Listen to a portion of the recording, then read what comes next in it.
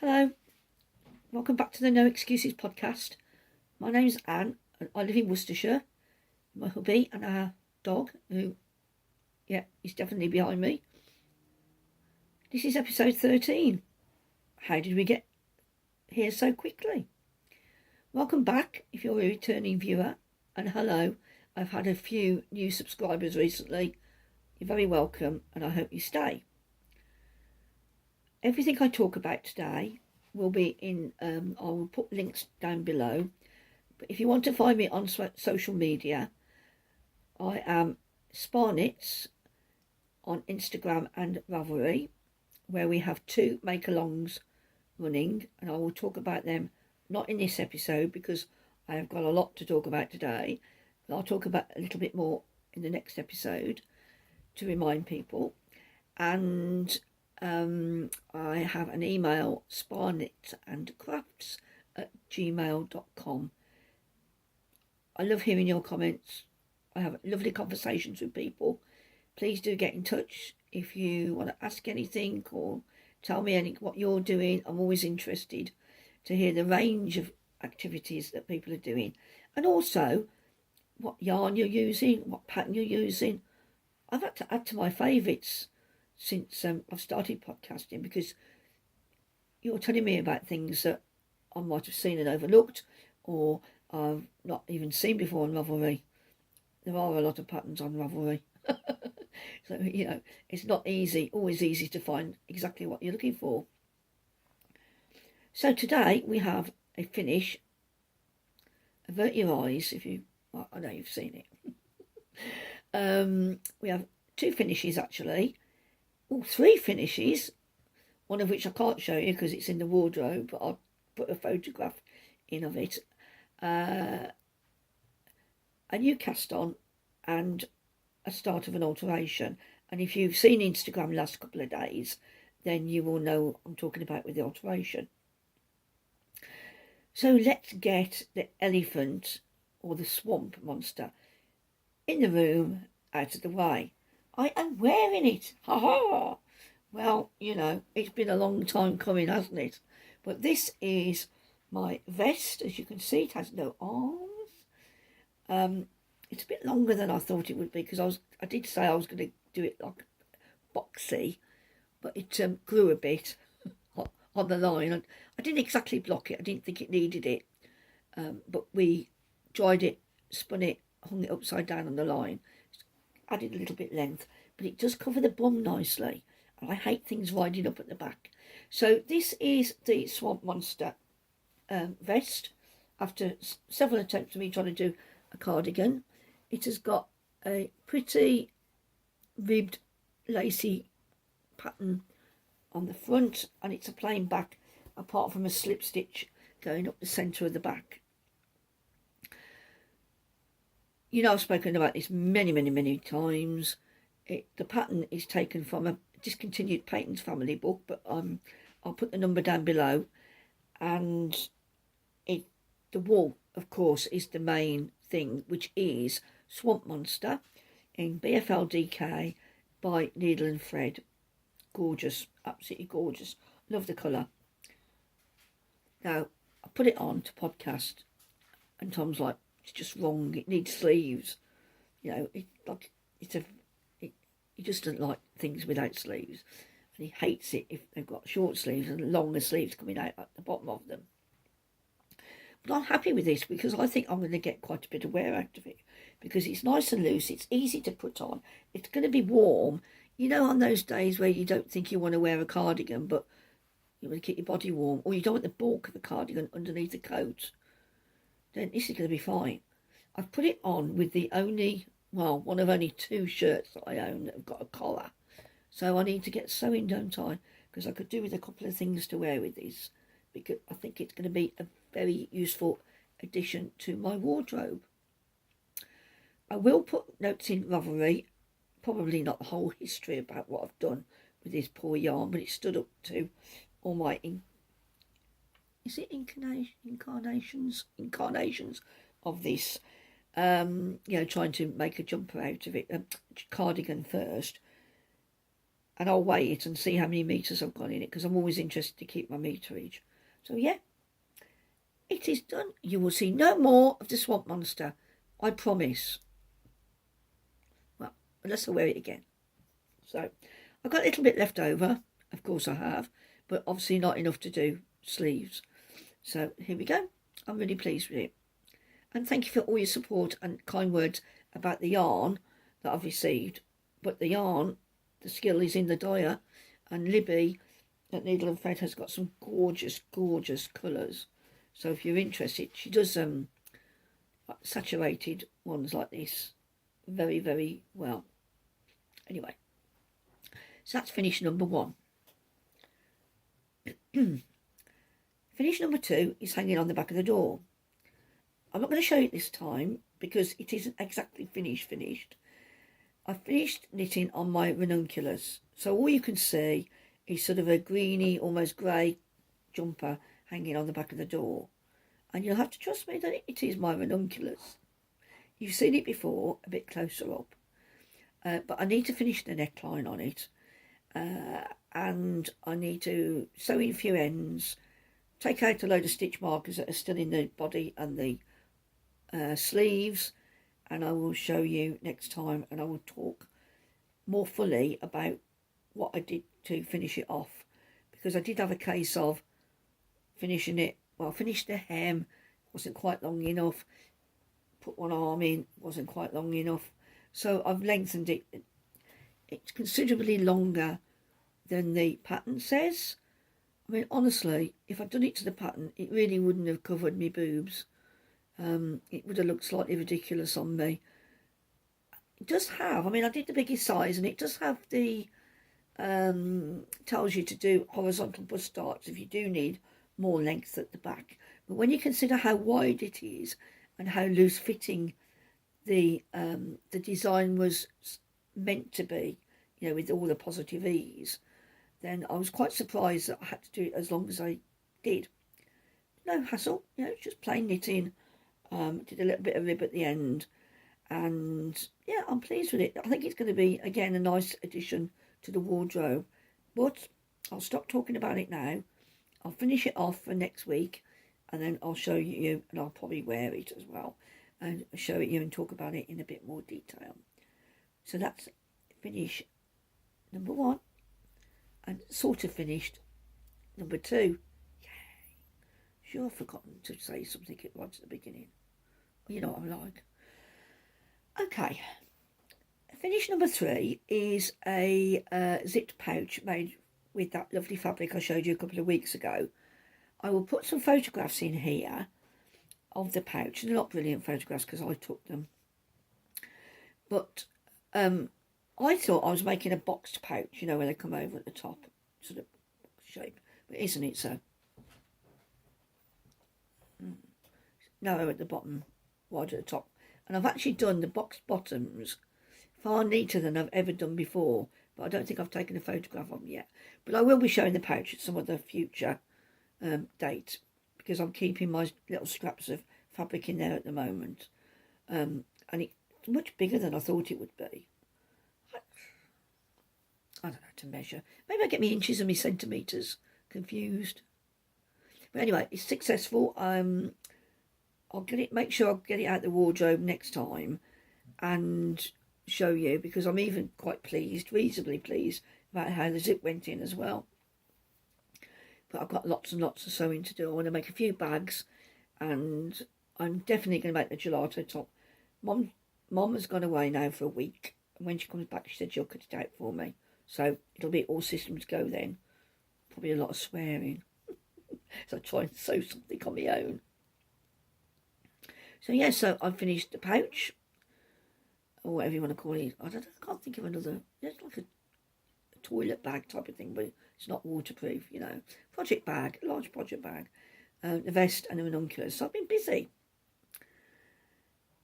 And then I decided that I haven't shown you this on the podcast yet, but I knitted a Soldotna last year. And I'm going to show you. Hold it up to you. Should have got this ready, really. That's the back actually. But you can see it has got a variety of colours. It's got some gorgeous tonals. So what we've got here, we've got like a tealy colour, greeny tealy colour, and then yellow, red, and then a darker blue. Yeah, and the stripes and then, yeah. I'll put the names of all the yarns down below because the yellow here is Indian Summer by Triskelion, and that's a gorgeous colour, and I think this is BFL Cashmere and Silk. I'll just check that. This is a DK pattern. And then the other three colours that are in here are all BFL DK by River Knits, and I'm not even going to pretend to pronounce the German names of them. Don't know if they still carry them. I'll have a look anyway, and if they do still do them, I'll put them in the links. They are gorgeous tonals. This is more of a solid colour, the yellow, but the yoke is done in the most gorgeous tonals, and I'll put some photographs in of it finished. And I'm pleased with it. It's a lovely thick jumper. It was I found it fairly easy pattern. I even got around to doing two-handed colour work. Two-handed colour work. But I put it on and it wasn't long enough, so I lengthened it. You're thinking, here we go again. It's like the same old record, aren't I? Yeah. Yeah, I do know how to knit. I don't know how to measure. And then I thought, I put it away and I lengthened it by about 1.5 inches.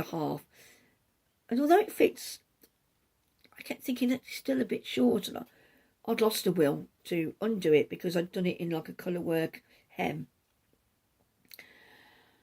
And I didn't fancy doing all that again. So it's been in the wardrobe for quite a while. And then the other day, Mum and Dad came and I put this jumper on.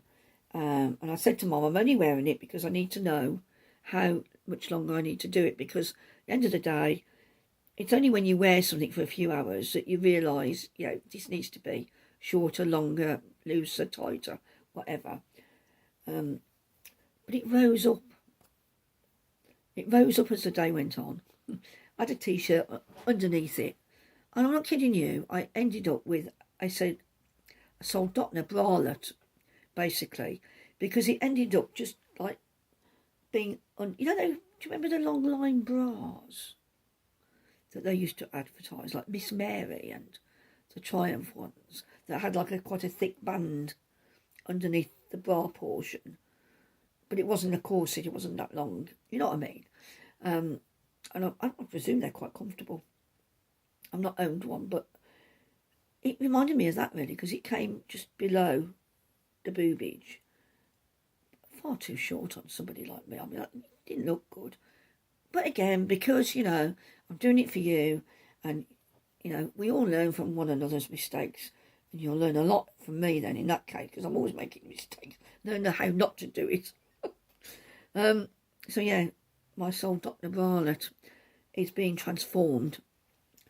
I took all the colours out. They're in my yarn bowl behind. Started undoing it. Was relatively easy.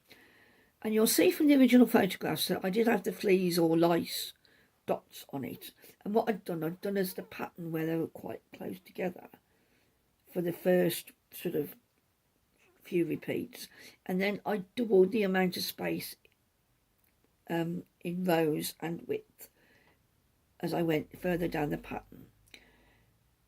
And I think it's because those bits of colour were in there, those pops of colour, that it pulled the jumper in a little bit more because of the floats at the back. And the floats didn't look tight, but they were still there to draw.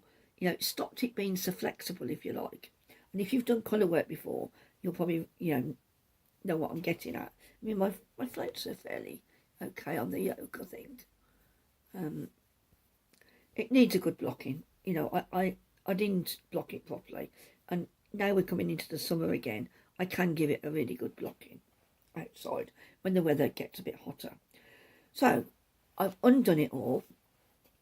I went back to the underarms, so I was above the, I only did this yesterday, so I'm about to lose a stitch. Have I lost a stitch? No. This is the armhole. It's upside down. So there's a sleeve, arm, where the sleeve starts. So I've just started knitting down, straight down in the yellow, and then I'll put some more colour at the hem. But what I've decided to do, to avoid it being remotely tight, is I'm going to put increases in, 4 increases in every 10 rows. I've done my first set, and now I'm going to do, looking for my little book, now I'm going to do, work down the body until I've got the others. Now, bear with me, I'm just going to get the little notebook I've got here that I wrote on yesterday.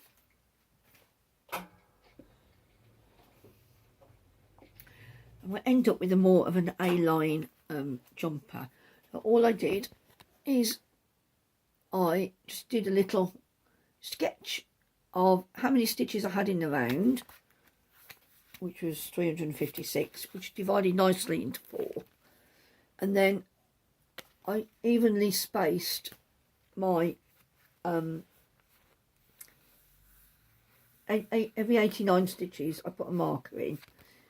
And then I decided that I didn't want the increases by the sleeves. These things donate. These things are the sleeves. So all I've done, I've worked out that the front and the back are going to get the increases. So I use make one left or make one right, so that my increases are leaning into the front or the back, depending on which marker I pass. And in order to help me, if it doesn't make much sense, but in order to help me remember whether I'm doing make one left or make one right, and I've got that in my head after doing it for the last few years, I've done different colour markers. So I get to the pink marker here, little light bulb marker, that means I do the increase post the marker, i.e. past the marker, P for post or pink. If I get to the blue marker and I'm on the 10th or 11th row, 10th row, if it's blue, it's before. And that way I don't have to keep looking at my diagram. I know blue's before, pink's past. And so that they end up, they end up going up, so it flares out nicely like that. I mean, you shouldn't really see, you might be able to see the general line of increases when the jumper's complete, but I'm hoping using make one left and make one right will lend them to be fairly invisible. Sorry, I'm bearing down on you a bit. So that's my Soldotna. Now, you look at the colours of this. Do you know what Tom calls it? My Fisher Price jumper.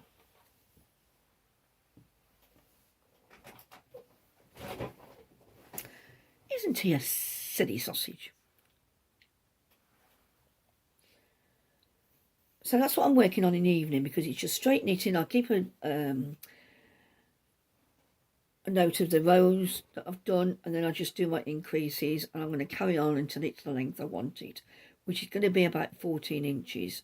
And as Sal said, I need to keep a note of some of my basic measurements, i.e. from armhole down to where I'd like most of my jumpers to sit, and then I know how long I've got to do it before I don't have to keep measuring myself all the time.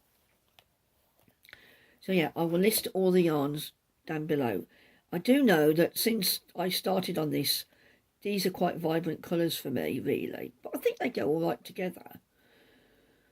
But I do know that River Knits have changed their BFL, so, and that all the colours online look much softer now they've changed their BFL source, so it's obviously taking the dye differently.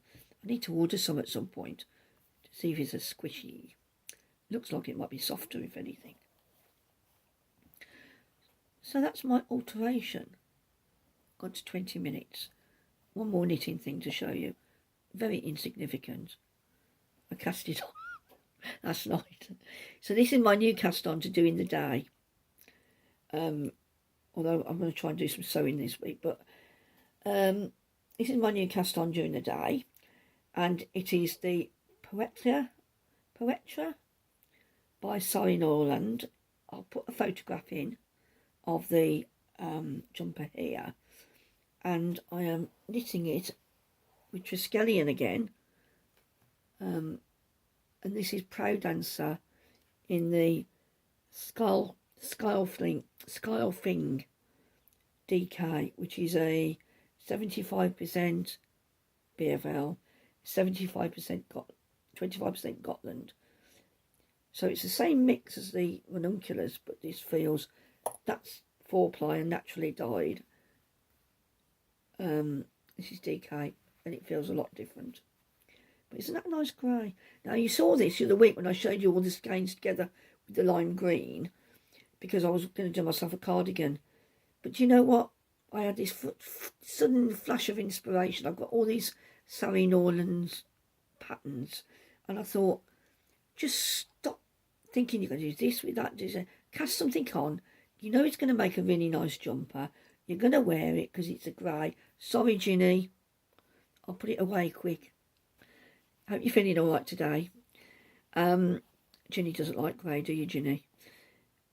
This is sort of bluey grey. It's not boring grey. And I thought, just cast on. You know, I've got other greys I can make a cardigan out of.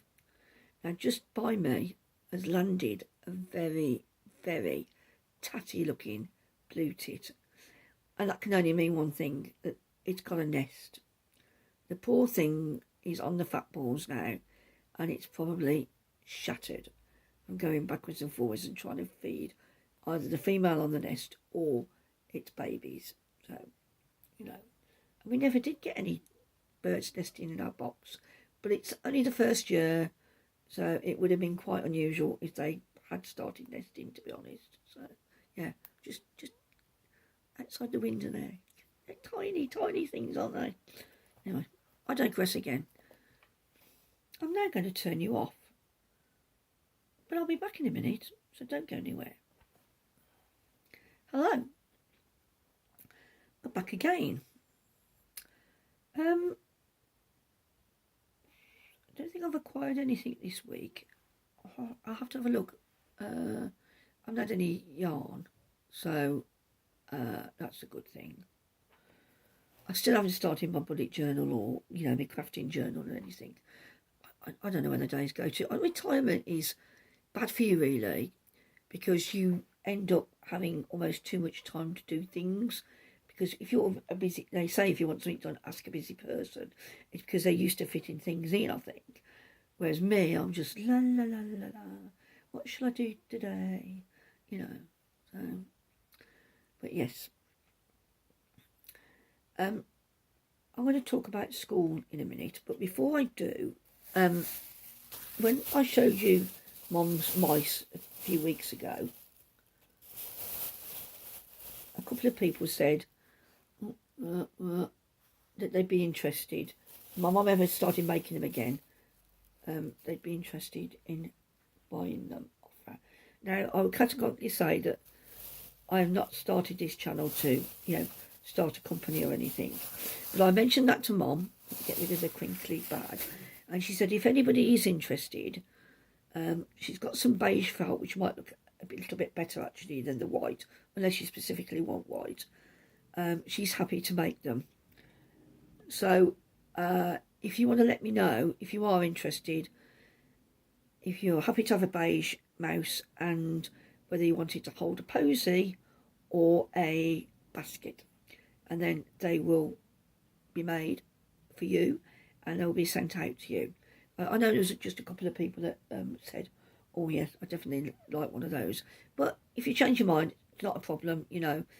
Mum likes making them, especially if she's only got a small quantity to make. When she used to make them for Christmas, and she's not going to do that again, you know, she'd have to make 100, and then it becomes a bit more of a production line. And I think you lose, when you're doing something like a production line, you can lose the love of it you know what I mean?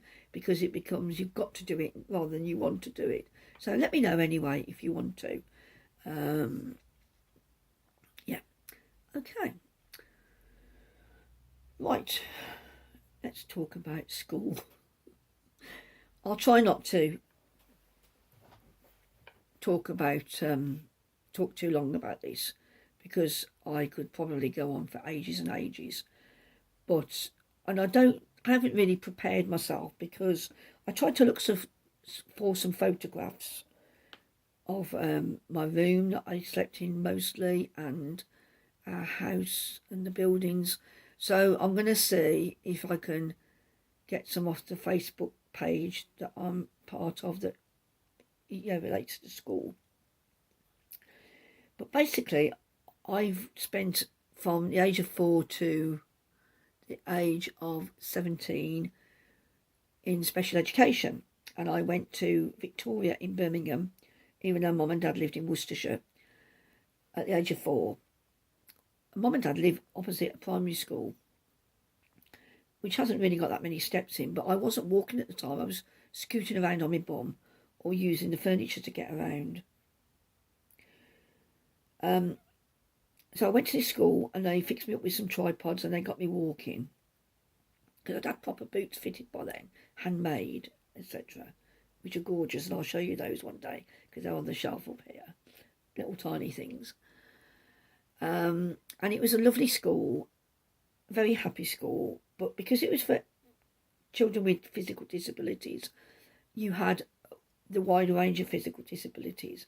And when I was 11, me and other children in my classes were probably about 11 or 12 in number, not many at all. But because I was in Birmingham and they still have the grammar school education structure, I was asked to do the 11 plus. They asked my mum and dad, and me and several other people from my class did the 11 plus, and we passed. And when we passed, they said, we don't think we can give Anne the best education that she needs. Because, if you do anything like training, you're always taught to work at the pace of the person who is the slowest in the class, if you can, so you don't leave anybody behind. And of course, a lot of children who are far more physically disabled and perhaps had mild learning difficulties wouldn't work as quickly as other kids in class. So I could see what they meant. Apparently now they do GCSEs and things, but we're talking about 40 years ago, no, 50 years ago, Anne. Oh, I keep forgetting how old I am. So it's proposed that they send me to Coventry, which is like a bit of an insult in British terms. There was a school in Coventry called Exhall Grange. It's still operating now, but in a different guise, I think. A very different guise. It was set on a 40-acre site, and it was sort of the brainchild, I don't want to say too much, but I don't know my history too well of the school, of George Marshall, who, after the war, set up this school for what was then called partially sighted children, because he didn't think that, there was a very good, he thought education for partially sighted children was lacking. And the school grew, and when I joined it in 1972, I was just past my 12th birthday, and I joined it in the November half term. They had 300 children there, 200 boys and 100 girls, from all ages from 4 to 18, or 19 even.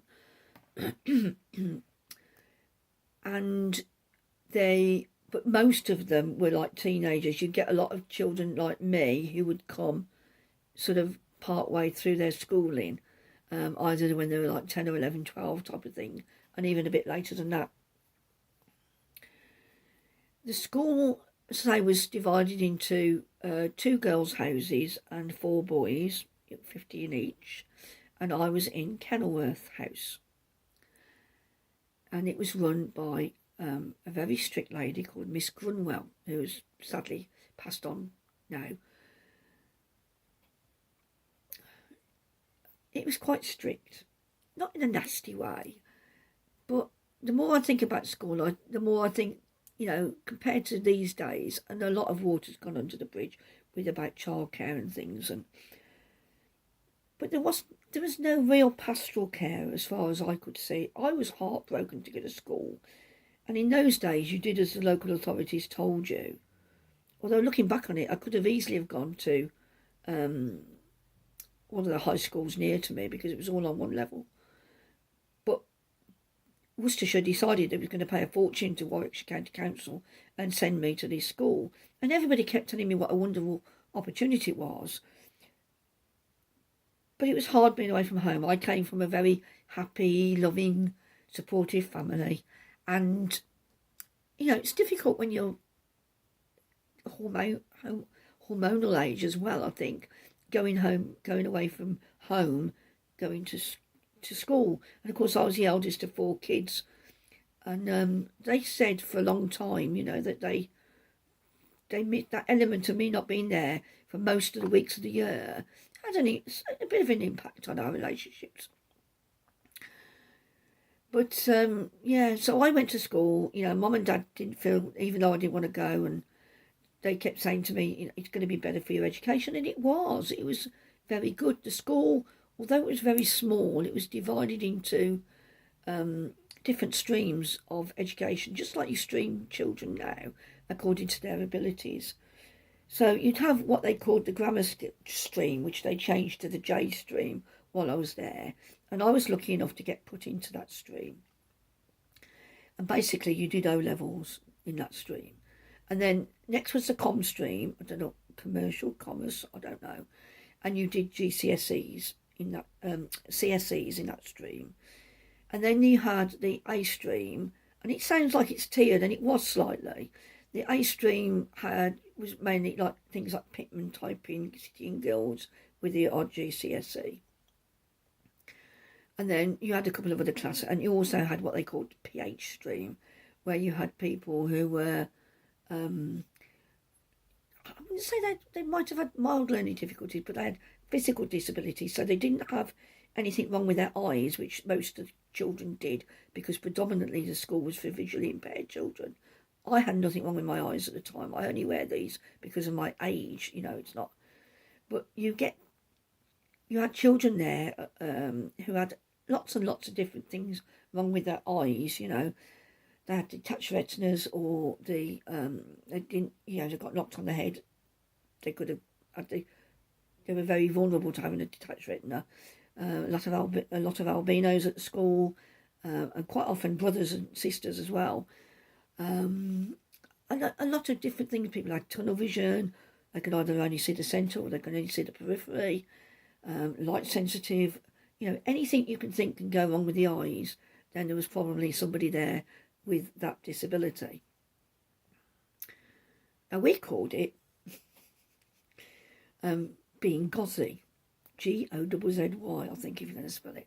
And so if you were gozzy, or how gozzy are you, meant how much could you see out, you know. And it was just, you know, a word that school adopted. And I think in this day and age of political correctness is probably frowned on. But kids name stuff all the time, don't they? So I was very lucky in the fact I got a place there. But for me, I don't know. And I've made some really, really good friends there. But it was unbelievably strict, I think, for the time. And unnecessarily strict for the time. I was expecting something like Mallory Towers, let's be honest, from Enid Blyton or St Clair's, you know, midnight feasts, you know. None of that. And I think that was a bit disappointing. And the children looked after one another. You were told what to do all the time. You had set times to do this, that and the other. And when I questioned the house, I don't know what she was, leader of the house, Miss Grunwell, years later we went to visit her. She retired to Scarborough, and we had a school reunion in Scarborough, not because she lived there, it was just a coincidence, but we went to visit her, and I asked her why it had been so strict, and she simply said to me, you know, we were responsible for you. Your parents weren't there.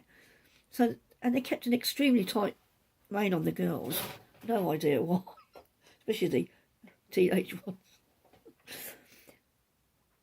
But even though I hated going, and I never really liked going in all the 6 years I was there, and I left almost as soon as I could, which is another story really, but I made some brilliant friends, and I had a sore throat after being there 2 days from laughing. And I do think children these days can be mollycoddled too much, because kids are adaptive and you find your own way through things. Being homesick, on one hand, is completely separate to coping with your day-to-day life. But to give you an example of our sort of day-to-day lives, we'd get up at, they'd put your light on, mind your eyes. The first thing you knew was the light was being put on your room by whichever duty teacher was on that day. And you had to strip your bed. And the bed was like a tubular thing with a wooden headboard. No, I'm going like that on that end. And it had webbing, that was intertwined, latticed, that you could unhook. So if you wanted to be cruel to somebody, you could put the mattress on top of it, take all the springs out, and they'd fall through when they got on it, if you wanted to do that. I think boys did that more than girls, to be honest. So, and you had quite a thin mattress, which was only about 6 inches deep. I slept pretty well there, but then, I've always slept pretty well. And then, so you had to open your eyes, you had to get up, because you had from 10 to 7 till 8, I think it was. Was it 8? Or 7:45 when you went into breakfast. Now, you had to strip your bed every morning. So, me being me, because I couldn't stand very well, I soon learned to, when I was woken up, pull the bottom sheet and bottom blanket down over my pillow, sit on my pillow, and then fold all my bedding up and put it on the chair next to me, ready to be made after breakfast. And I used to do that. Now, you had a bottom blanket, a bottom sheet, top sheet, 2 blankets, and then what they called a counterpane, which was like a dry nylon thing with a valance on, which wasn't that easy to fold, actually. But you were expected to do hospital corners as well on the bedding. There was no fitted sheets in those days, I tell you. And what would happen is you'd have your bottom sheet washed once a week, and then your top sheet became your bottom sheet, and you'd have a new pillow. So you were expected to strip your bed every day and make it again. There were no midnight feasts. You could have a tuck. There was a tuck cupboard. You couldn't buy anything from there, but if your family sent you back from chocolates and crisps, anything, you could have 1 piece a day. And you had nowhere to hide, because they used to do locker inspections. So we used to go to breakfast, and then come out to breakfast, make our beds, brush our teeth, and then go to the end of the path and wait to go down to the hall for assembly. And then we'd start the school day. We'd come back to the house for dinner at dinner time, and that's when we had our main meal. Now, breakfast was cereal, something cooked, like a slice of bacon, a sausage, some tomatoes, like, plum tin tomatoes, or my favourite, they did scrambled egg, which was all right, but I think it was powdered. They did boiled eggs. Now, I hate boiled eggs, but they never cooked them properly. And in the girls' houses, not the boys, well, in our house, if you didn't like something, you had to have a no thank you for it. So I really detested boiled eggs, to the point that my mum didn't give them to me, because, my mum and dad made us eat everything. But there's the odd thing that your kid genuinely doesn't like, isn't there? I used to say no thank you for a boiled egg. And I'd get half a boiled egg, and it wasn't cooked. It was all the white everywhere. So yeah, they got my mum to write a letter, don't give Anne boiled eggs. And you had to get to that stage where your parents wrote a letter to stop them giving you things that you genuinely didn't like. It was ridiculous. But then you had that, and then you had toast. You had a 3-course breakfast. You had a 2-course lunch, which on Friday would be fish and chips, and then you'd have a tart or a pudding of some sort with custard. And then for tea, you'd come back down after school, and if the weather was good, you had to go up the field, which is a big expanse. It took up probably a third of the 40 acres, And it was just a field. It was had a bit of a few playthings at the beginning where the path ended, and then a big field with nothing on it to do really. And we had to go there in all weathers. If it wasn't raining and it wasn't snowing, we went up there in all weathers. And also when we got back from our day from school, we had to get changed into our evening stuff. And I can't remember what it was called, that bit, but they supplied you with every single part of your uniform, down to your knickers and bra, everything. And it was good quality as well. And you had a house number. And everything, your name was sewn into all your clothes as well. So we come back from school, go up the field most days, and you just talk to your friends, or, if you had a boyfriend, you go and talk to them, or go and see your classmates, or whatever.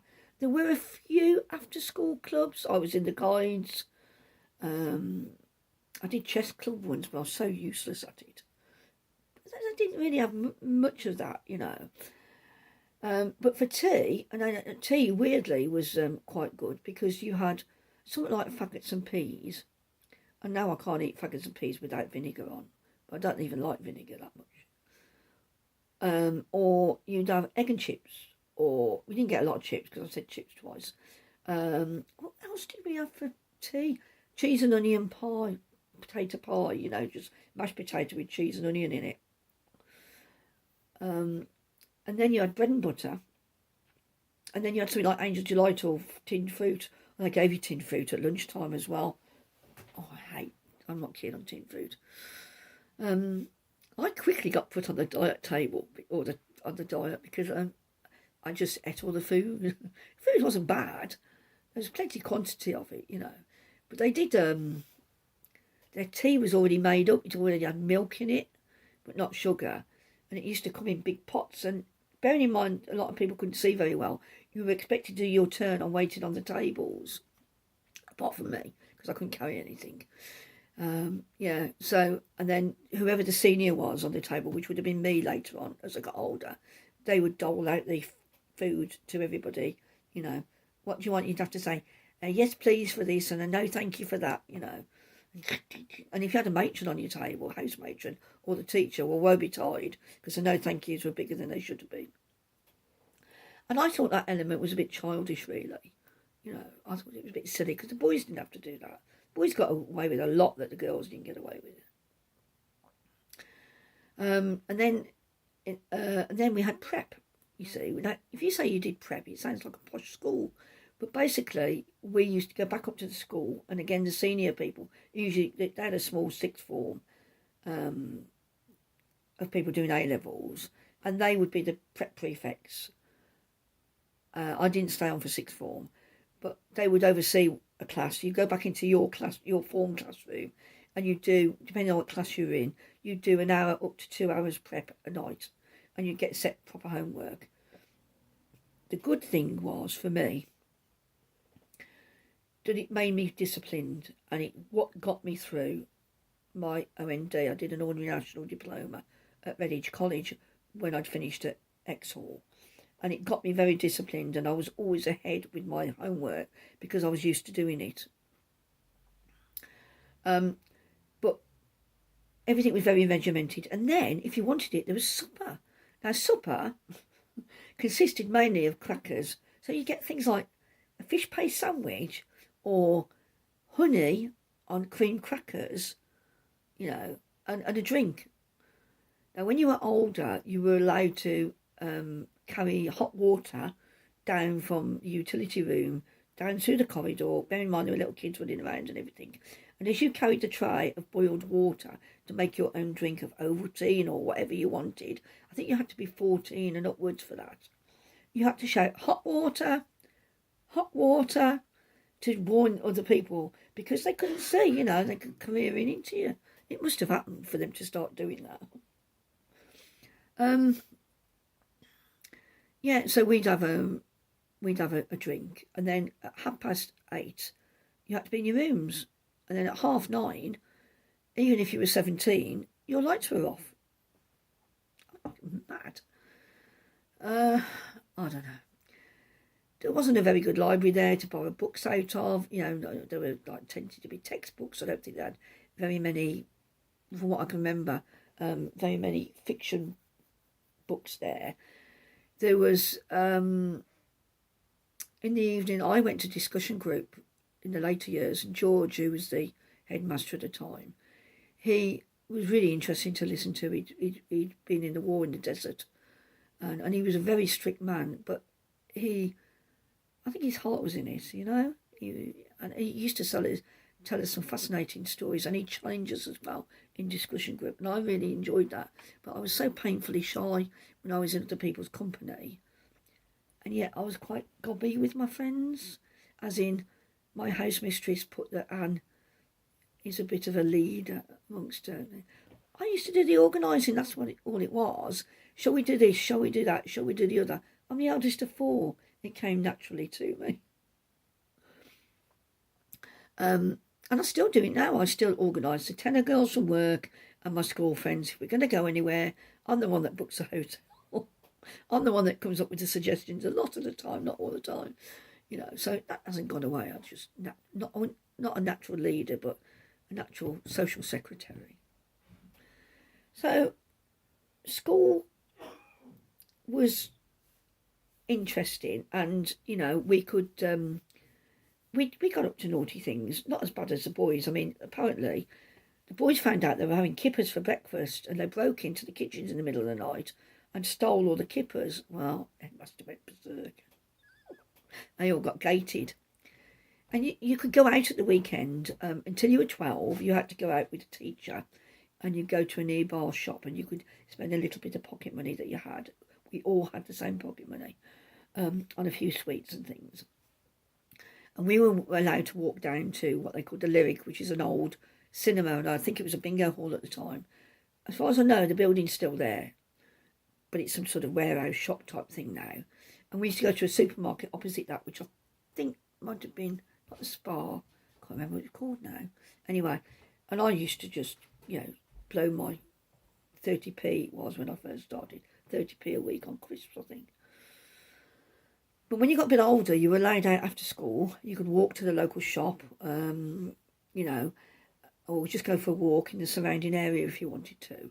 And I think you had to be 13 to get on a bus on a Saturday to go into Coventry. And you were allowed out. You get on the number 15 bus, not far outside the school gates, walk around Coventry, and you'd have to be back by a certain time. And as you got older, we had an exeat, and it had the name and address of the school on. And different coloured exeats meant that you could go further and further because they denoted your age. And I think that's the only really positive thing I can say about the school, giving you some element of freedom. Now, I hear about the boys jumping out the window and going to the pub, to the chippy. You know, I mean, they're meeting the girls sometimes, but, you know, not my lot of girls. We're far too chaste. But the boys, I don't know whether they just got away with it, whether they were more careful than the girls, or the girls were just looked after more closely, I don't know. But the 2 girls' houses were run by 2 older women. When I say older, they're probably younger than I am now. Both Miss somebody, never had children, never been married. And when I think back of it, when I was there, most of the teachers were probably in their late 50s, early 60s. Now, some of them were very good teachers. Like every school, I don't know. Some of them weren't. But there was this, I don't know, I think a lack of pastoral care. You know, there was a lack of activities to do. I know it's changed. You've got internet and all sorts of things. I went back for a reunion, and I'll put some photographs in. And they had posters on the wall. Well, we were never allowed posters on the wall. You know, it was unheard of. But then blue tack got invented. And I think they started softening it a bit. And that may have been after Miss Cromwell left, I don't know. I can't remember the timeline. But yeah, school was, yeah, it's a bit unloving, but you had really good friends. And in fact, my best friends now are from school. So yeah, I think before I go on any further, probably wrap it up there and maybe talk about some of the antics we used to get up to another time. So I don't want you to think it's all negative, but I'm giving you sort of an overview, and it certainly wasn't anything like an Enid Blyton book. I'm going to stop there. Thank you for staying with me this long. I'm just going to talk about the giveaway. Okay, be back in a sec. Hello again. I've forgotten another finish. Well, finish. I did finish the centre on my cross stitch. I don't even know if that's the right way up. But this is going to be put away now for a little while because I want to do either start another cross stitch or I want to do EPP or something like that, you know. When the weather gets a lot better and I can sit outside in good light, I will do some more. I might pick up a Bothy Threads one that I was given for my birthday. So, yeah, I meant to mention that. So I've been a busy little bee. Okay, let's do remind you of the giveaway. Now, I'm going to say it several times. The giveaway is in episode 12, not today's. I just want to remind you that if you want to enter, you need to enter before, what day are we on? We're on Sunday. I should get this out Monday. So I will do the draw on Friday. So what's the date on Friday? 17, 16, 15, 14th, isn't it?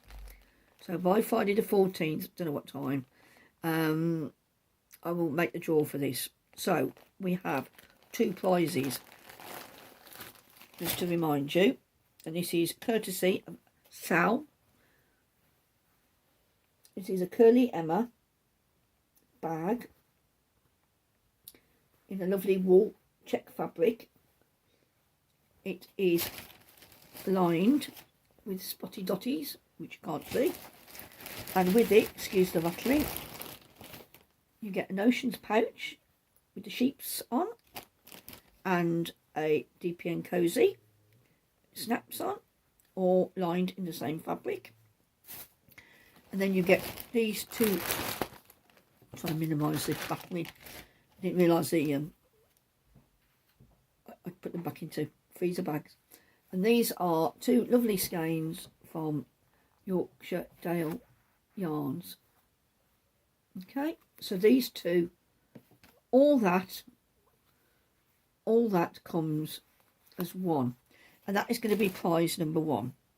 And I'm giving these away because you're so lovely, and also Sal's given me such a lot of stuff that, you know, let's be generous. She was generous to me, I'm going to be generous in turn. The second one is this lovely what's it say? Be Happy, Be Blessed bag by Woolrichcrafts, and they are still operating on Etsy. I didn't know that. I did check.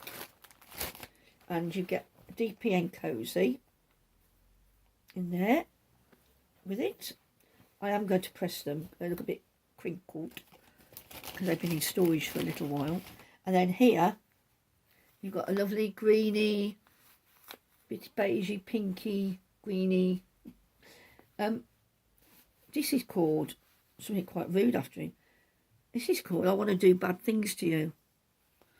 I didn't tell you that last time. Don't let it put you off the colourway.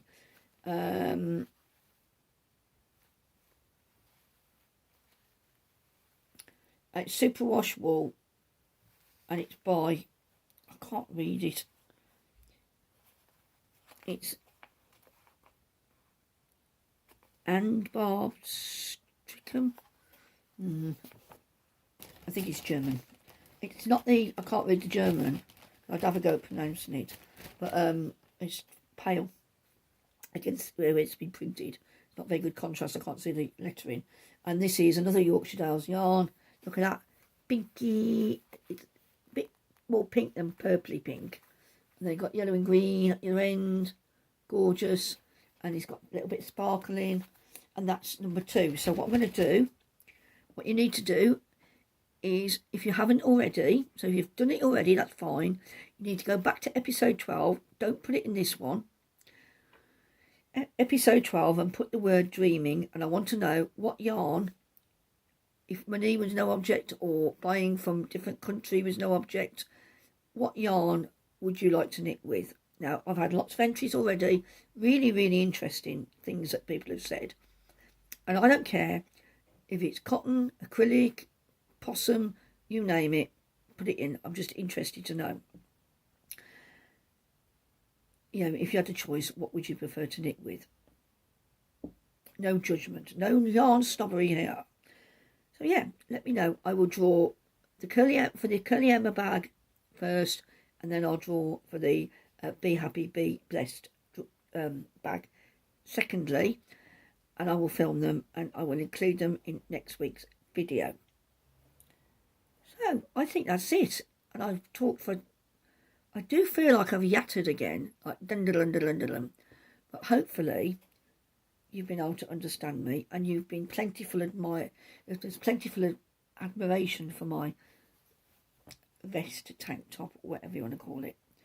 It's quite comfortable. Yeah, I'm pleased with it after all the journey we've been on with this yarn, eh? It deserves better than that, doesn't it? So I'm going to leave you now and start the editing process. Yeah, get in touch if you want to. I love hearing from you all.